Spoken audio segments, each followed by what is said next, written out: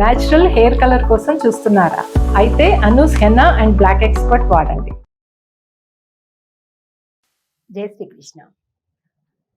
దివ్య ధనుర్మాస వ్రతంలో అప్పుడే చూస్తూనే 9వ రోజుకి మనం చేరుకున్నాం.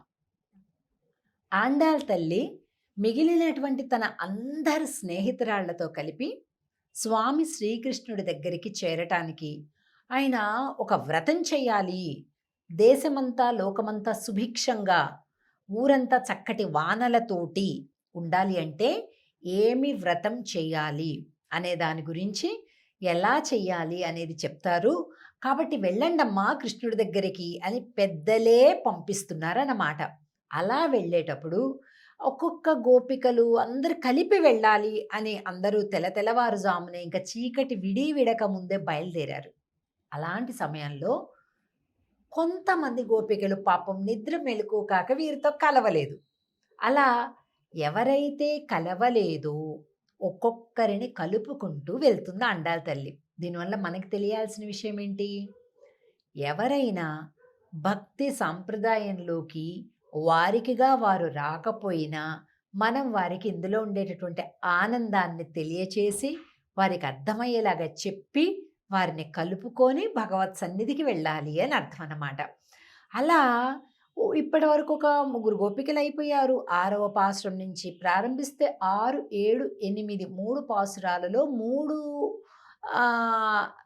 ఆ తరహాలైనటువంటి ప్రవృత్తి స్వభావము కలిగినటువంటి ఆ గోపెమ్మలతోని నిద్ర లేపడం జరిగింది. ఇప్పుడు 4వ గోపిక నిద్ర మేలుకొలుప పడుతుంది. అసలు ఈ వేల్టి గోపిక ఎంత గొప్ప గోపిక అంటే, అందరూ కృష్ణుడు వెనక పడుతుంటే కృష్ణుడు ఈవిడ వెనక పడతాడట. వాళ్ళ నాన్నగారు ఒక పెద్ద భవంతి కట్టుకుందాము అని రకరకాల మణులు, రతనాలు, మాణిక్యాలు అన్నీ తెప్పించి పెడితే మంచివన్నీ కూడా ఈ గోపికకి భవనం కట్టించాడట. కొద్దిగా అటు ఇటు విరిగిపోయినాయి, చెరిగిపోయినాయి, పెద్ద కాంతి లేనివి అవన్నీ తను కట్టించుకున్నాడట. అంత ఇష్టం అంట ఈ గోపిక అంటే కృష్ణుడికి. కానీ ఆవిడ కూడా లోపల పడుకొని పోయింది. ఇంకా ఎందుకు ఇష్టము అంటే చాలా గొప్ప జ్ఞానం కలిగిన గోపికట ఈ గోపిక. మంచి శాస్త్రాలు చదివిన గోపిక అన్నమాట. ఎన్నో శాస్త్రాలు చదివిందట. గొప్ప విద్యావంతురాలు, గొప్ప పండితురాలు. స్వామికి చాలా ప్రీతినట. అంటే భగవంతుడికి జీవుడికి ఎన్ని రకాల సంబంధాలు ఉంటాయో, నవవిధ సంబంధాలు ఉంటాయండి. అందరికీ ఉంటాయి. నువ్వు భగవంతుణ్ణి నమ్మినా నమ్మకపోయినా, ప్రేమించినా ప్రేమించకపోయినా, నువ్వు నాస్తికుడువైనా ఆస్తికుడువైనా ఏం చేసినా ఆ సంబంధం ఉంటుంది. గుర్తించడమా, ఎంత గుర్తించడము, గుర్తించకపోవడమా అది సమస్య. అలా ఈ గోపిక పరిపూర్ణమైనటువంటి భగవత్ నవవిధ సంబంధ జ్ఞానం కలిగినటువంటిది అనమాట. నవవిధ భక్తులు కలిగినటువంటి గోపిక అన్నమాట. ఆ గోపికని చూద్దాం. తూమణి మాడత్ 9వ పాశ్రం అండి. తూమణి అంటే పరిశుద్ధమైనటువంటి మణులతోటి నిర్మింపబడినటువంటి భవనములో నిద్రించేటటువంటి ఓ అమ్మా అని అర్థం అనమాట. పాసురాన్ని చూద్దాం. మేము నిదానంగా చెప్తాం, మీరు కూడా కంగారు పడకుండా నిదానంగా, ఎందుకంటే కొద్దిగా ద్రవిడ భాష కదా, అందరికి కొత్తగా ఉంటుంది. మనం చదివేది సరిగ్గా చదువుతున్నామా లేదా అని ఉంటుంది. ఇలాగ లర్న్ తిరుప్పావై అనమాట. ఆ వాటి ద్వారా బాగా ఎక్కువ మంది నేర్చుకొని కూడా ముందుకు వస్తున్నారు. సో ఇంకా ఇక్కడ కూడా మనం నిదానంగా చెప్పుకొని చూసుకుంటూ చదువుదాం.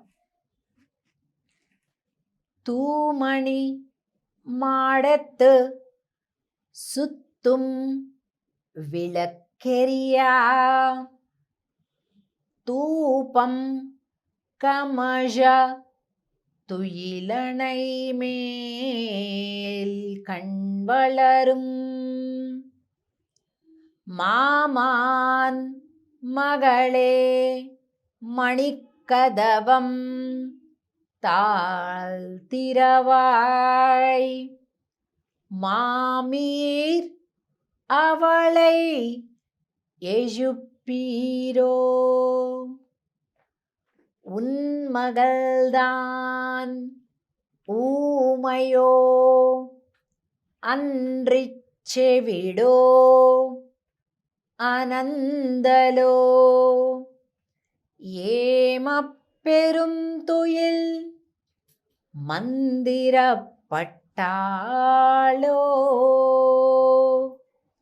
மாமாயன் மாதவன் வைகுந்தன் என்றென்று நாமம் பலவும் நவின்று ఏలోరెంబావాయ్.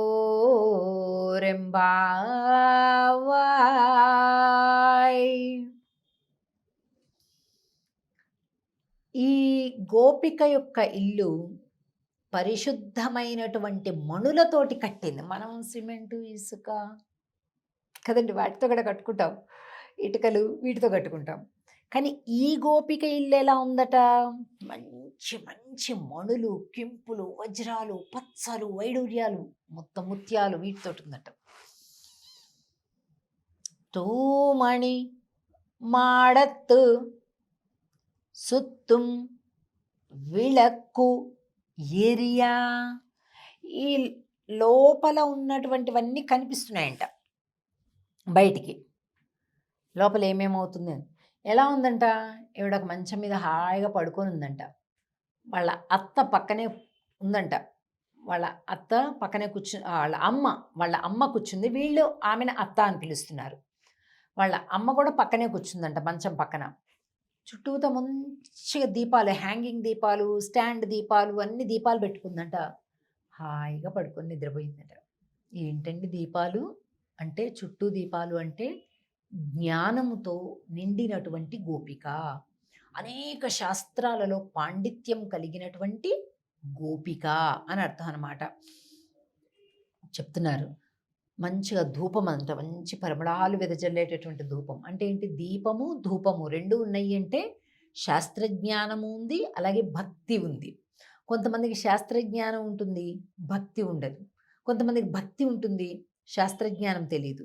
ఈవిడికి రెండు ఉన్నాయి, అది గొప్పతనం. అందుకని భగవంతుడికి చాలా ఇష్టమట కృష్ణుడికి. హాయిగా పడుకొని ఉందట, మంచి పరిమళాలు వస్తుంటే మామీర్ మగళే అత్త లేవడంలా, నువ్వు లేపచ్చు కదా. ఆమె లేవడంలే. అంటే చెవిడో అనందలో ఏంటి, చెవుడైపోయిందా, మూగైపోయిందా, పలకచ్చు కదా ఒకసారి, వస్తున్నా అలా పలకచ్చు కదా. ఏమప్పేరుంతో మందిర పట్టాలో ఏదో మంత్రం వేసినట్టు పడుకుంది ఏంటత్తా మీ కూతురు. మామాయన్ మాధవన్ వైకుందన్, మాధవ వైకుంద అని మేమందరం కీర్తిస్తున్నాం అత్త, నీ పుత్రుని కూడా పంపించవు అంటున్నారు ఈ పాశ్రంలో.